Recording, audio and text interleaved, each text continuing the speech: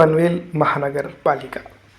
पनवेल महानगर पालिका की अगर बात करें तो यहाँ पर जिस तरह का माहौल बन रहा है और जिस तरह की राजनीति यहाँ पर चल रही है, ये काफ़ी चर्चा का विषय बनकर सामने आ रहा है कि इस बार जो है तो राजनीतिक तौर पर कई अन्य धुरंधर चुनावी मैदान में रहेंगे।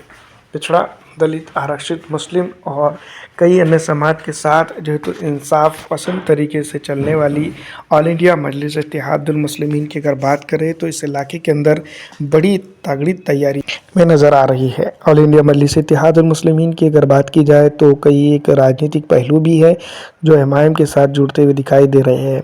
इस बार जो है तो पनवेल के अंदर जिस तरह का माहौल बन रहा है और जिस तरह की चीज़ें हो रही है, उन तमाम तर चीज़ों को अगर देखा जाए तो ऑल इंडिया मजलिस इत्तेहादुल मुस्लिमीन यहाँ पर एक मजबूत तरीन पॉलिटिकल पार्टी बनेगी। लेकिन दोस्तों, क्या एमआईएम यहाँ पर चुनाव लड़ेगी या नहीं, ये तो आने वाला वक्त बताएगा। लेकिन फिलहाल जिस तरह का माहौल और जिस तरह की राजनीति और रणनीति चल रही है वो काफ़ी विचित्र दिशा में जा रही है।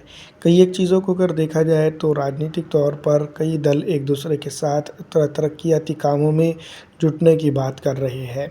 क्या वाकई में जनता इतनी बेवकूफ़ है कि दल एक दूसरे से ये बातें कहते हुए दिखाई दे रहे हैं कि सिर्फ जनता की फलाह व बहबूदी के लिए वो एक दूसरे के साथ जा रहे हैं? वैसे अगर देखा जाए तो कई माजी में भी कई बार जो तो गठबंधन हुए हैं और कई एक चीज़ें हुई है। लेकिन अगर राजनीतिक तौर पर अगर देखा जाए, सत्ता मोह माया के अलावा दूसरा कुछ भी नज़र नहीं आता है। तो राजनीति जो है तो एक अलग बात है और जिस तरह से यहाँ पर कार्यकिर्द हो रहा है वो एक अलग चीज़ है।